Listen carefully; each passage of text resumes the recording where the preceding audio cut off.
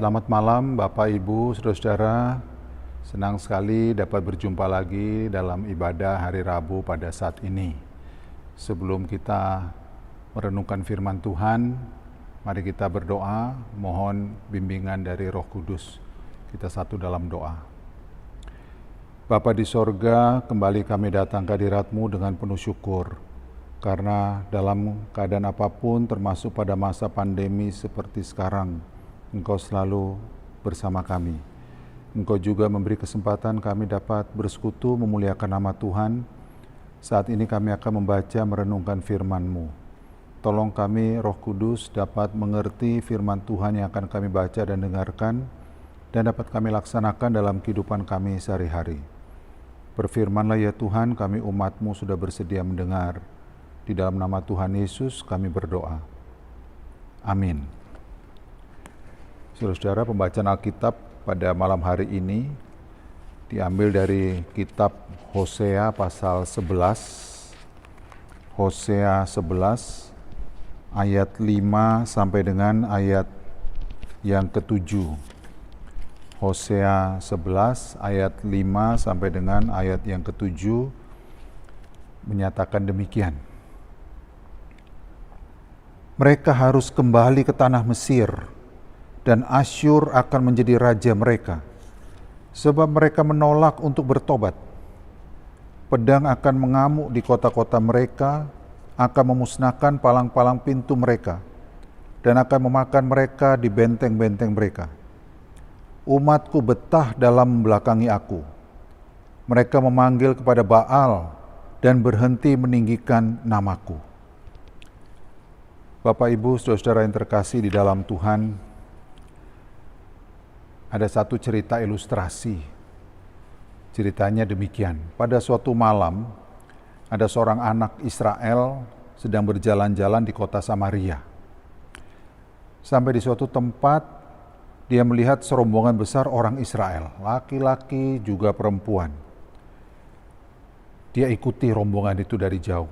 Ternyata rombongan itu sedang berjalan memasuki suatu bangunan besar seperti kuil. Anak ini pun diam-diam ikut masuk ke dalam kuil itu. Sesampainya di dalam, dia melihat banyak sekali orang Israel sedang berdoa di bawah sebuah patung dewa Baal yang besar. Lalu ada seorang imam, dewa Baal keluar dari belakang patung menuju altar. Oh, betapa terkejutnya anak ini ketika melihat sang imam itu adalah ayahnya. Dia terus memperhatikan. Sang imam lalu mengambil pisau dan berjalan menuju mezbah pengorbanan, mezbah persembahan. Di atas mezbah sudah ada seekor kambing jantan hitam yang terikat. Lalu sang imam mengucapkan semacam doa kepada dewa Baal dan kemudian berkata, "Wahai dewa Baal, terimalah korban persembahan kami." Kemudian dia menikam kambing itu dengan pisau yang sudah di tangannya. Maka orang-orang Israel dalam kuil itu bersorak-sorai, penuh kegembiraan sambil memuji-muji dewa Baal. Saudara-saudara, cerita tadi mungkin dapat memberi gambaran mengenai kehidupan rohani, kehidupan spiritual orang Israel zaman Nabi Hosea. Orang Israel telah berlaku seperti perumpamaan Yesus tentang anak yang hilang. Kalau kita lihat di ayat 1, bahwa orang Israel telah dipanggil dan dipimpin Tuhan keluar dari Mesir, dari tempat perbudakan. Mereka menjadi umat Tuhan yang disertai dan diberkati, seperti seorang bapa kepada anaknya.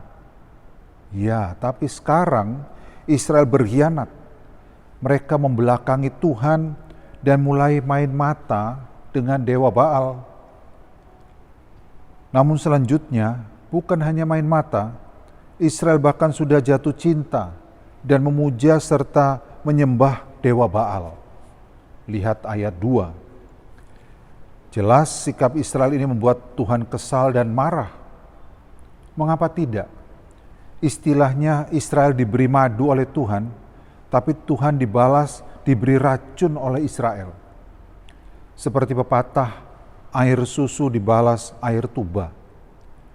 Begitu rusak dan menjijikkan sikap dan perilaku Israel.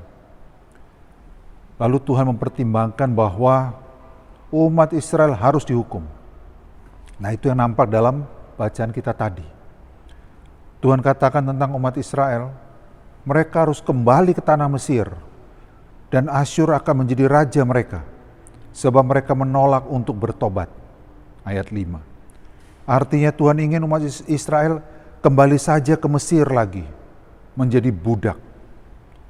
Atau Tuhan ingin membiarkan saja bangsa Asyur yang memerintah Israel sebagai hukuman Tuhan. Karena bangsa Israel tidak mau bertobat dari dosa dan kejahatan mereka. Di ayat 7 Tuhan tegaskan tentang perilaku Israel. Umatku betah dalam membelakangi aku. Mereka memanggil kepada Baal dan berhenti meninggikan namaku. Ya, tapi saudara, di ayat 8 dan 9 kita tidak baca tadi, muncul pertimbangan lain dari Tuhan, yaitu Tuhan bermaksud mengampuni Israel. Ia berbelas kasihan kepada mereka dan bermaksud membatalkan rencana menghukum serta membinasakan Israel. Tuhan katakan, aku tidak akan melaksanakan murkaku yang bernyala-nyala itu, tidak akan membinasakan Efraim. Ayat 9a. Akhirnya, keputusan ini yang diambil oleh Tuhan. Tuhan tidak jadi menghukum Israel karena Tuhan mengasihi mereka. Di sini kasih mengalahkan benci, pengampunan mengalahkan penghukuman, rahmat mengalahkan laknat, berkat mengalahkan kutuk. Dengan sikap pengampunan ini, Tuhan berharap umat Israel kembali mengikuti Tuhan dengan gentar dan setia. Lihat ayat 10 dan 11. Bapak, Ibu, saudara-saudara yang terkasih di dalam Tuhan, tidak dapat kita ingkari ya, bahwa sifat dan sikap umat Israel dalam bacaan kita itu mewakili sifat dan sikap manusia pada umumnya. Yaitu manusia lebih suka melakukan kejahatan daripada melakukan kebaikan. Ada juga manusia yang ingin melakukan kebaikan, tapi akhirnya ia gagal. Contohnya itu Rasul Paulus. Kalau kita lihat Roma 7 ayat 19-20, di sana Paulus bersaksi, sebab bukan apa yang aku kehendaki yaitu yang baik yang aku perbuat, melainkan apa yang tidak aku kehendaki yaitu yang jahat yang aku perbuat. Jadi, jika aku berbuat apa yang tidak aku kehendaki, maka bukan lagi aku yang memperbuatnya, tetapi dosa yang diam di dalam aku. Jadi saudara-saudara, apa yang membuat manusia selalu berbuat kejahatan dan gagal untuk berbuat kebaikan? Jawabnya adalah dosa, dosa. Selama manusia masih dicengkeram oleh kuasa dosa, maka hanya sikap hidup yang cemar, yang jahat, yang selalu ia lakukan. Dan ini akan membawanya kelak kepada penghukuman dan kebinasaan. Sejujurnya banyak orang, banyak manusia yang berusaha untuk terlepas dari cengkeraman dosa. Namun sia-sia belaka usaha mereka. Hal ini bisa digambarkan seperti orang yang berjalan, lalu terperosok ke dalam kubangan lumpur. Semakin dia berusaha keluar dari kubangan lumpur itu, semakin dalam ia tenggelam. Tidak sedikit manusia yang sampai bertapak ke gunung-gunung, pergi menyeberangi lautan.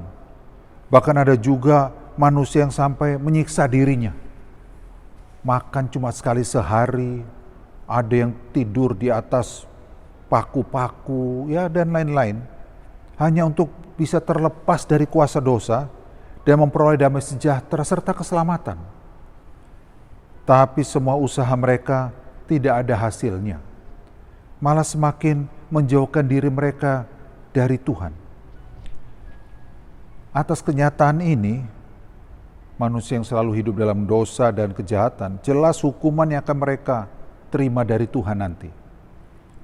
Manusia sudah berbuat kejahatan yang menjijikkan di mata Tuhan. Manusia sudah hidup cemar, kotor, dan najis di hadapan Tuhan. Ya, tapi apa yang kemudian terjadi, saudara-saudara? Yang kemudian terjadi adalah Tuhan mengasihani manusia seperti Tuhan mengasihani umat Israel. Sebagaimana firman Tuhan di Hosea 11 ayat 8b, hatiku berbalik dalam diriku, belas kasihanku bangkit serentak.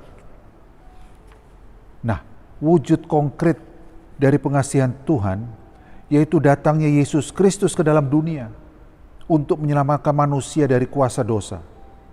Mengapa? Sebab manusia tidak bisa menyelamatkan dirinya sendiri dengan usahanya sendiri.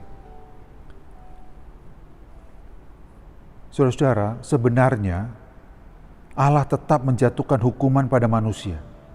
Tapi hukuman itu ia kenakan, ia timpakan kepada Yesus, putranya, di atas kayu salib Golgota. Dengan kata lain, Yesus Kristus yang menggantikan hukuman dosa manusia.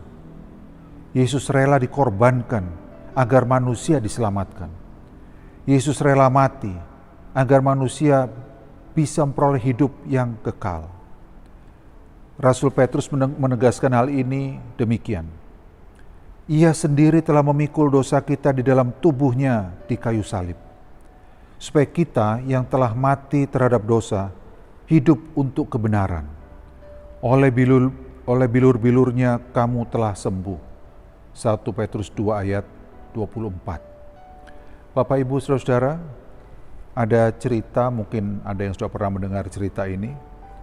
Diceritakan ada seorang penjaga pintu lintasan kereta api. Ya. Jadi di posnya yang kecil itu, dia melihat kalau ada signal kereta akan lewat di situ, dia akan keluar dari posnya dan menutup pintu lintasan kereta api supaya semua kendaraan berhenti. Dan kereta api bisa lewat dengan lancar, tidak terjadi tabrakan dan mengakibatkan hal yang fatal. Orang ini setia melaksanakan tugasnya sampai dia sudah menikah, mempunyai anak kecil, dia tetap melaksanakan tugasnya itu dengan baik. Sampai pada suatu hari, di posnya dia melihat signal ada kereta api cepat akan lewat di situ. Dan dia keluar dari posnya untuk menutup pintu lintasan kereta api, tapi tidak sengaja dia menoleh ke kanan, dia melihat anaknya yang masih kecil sedang bermain-main di atas rel kereta api. Sementara dari arah kiri, kereta api cepat itu sedang mendatangi dengan kencang. Dalam tempo yang begitu singkat, dia harus memilih satu dari dua pilihan, yaitu pergi menyelamatkan anaknya, dengan risiko akan terjadi tabrakan hebat antara kereta api dengan mobil, bis, truk, dan lain-lain, dan mengakibatkan banyak korban. Atau dia pergi menutup pintu lintasan kereta api, kendaraan berhenti, tapi dengan risiko kereta itu akan menabrak anaknya. Dalam waktu yang begitu singkat, dia harus segera memilih keputusan yang sulit ini. Dan keputusan yang dia ambil, dia pergi menutup pintu lintasan kereta api. Semua kendaraan berhenti. Ya. Tapi kereta api itu dengan deras menghantam anaknya sampai tewas di tempat. Bukankah itu yang Yesus lakukan juga untuk kita? Dia rela dikorbankan untuk keselamatan banyak orang, termasuk saudara dan saya. Sungguh kita bersyukur atas pengasihan Tuhan, atas pengorbanan Yesus. Kita mau hidup setia kepadanya, mau melaksanakan segala perintahnya. Kita jangan jadi seperti orang-orang di atas kereta api itu. Mereka makan, minum, bersenda gurau, tanpa peduli, tanpa mau tahu ada seorang anak kecil dikorbankan untuk keselamatan mereka. Kita jangan menjadi orang Kristen yang tidak tahu diri, tidak tahu berterima kasih dengan memandang rendah, memandang remeh pengorbanan Yesus di kayu salib, dengan terus berbuat dosa, terus berbuat kejahatan. Mari saudara, Kita mau menjadi anak-anak Tuhan yang baik dan setia, yang selalu menyenangkan hati Tuhan dengan melakukan kebenaran, kebaikan sesuai dengan firman Tuhan. Tuhan pasti terus menyertai memberkati kita. Amin. Mari kita satu di dalam doa.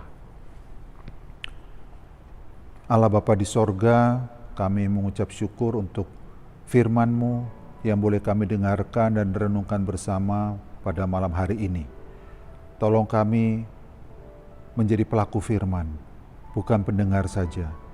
Tolong kami menghargai pengorbanan Yesus, menghargai belas kasihan-Mu yang luar biasa. Dengan hidup benar, hidup baik, seturut firman-Mu di dalam dunia ini.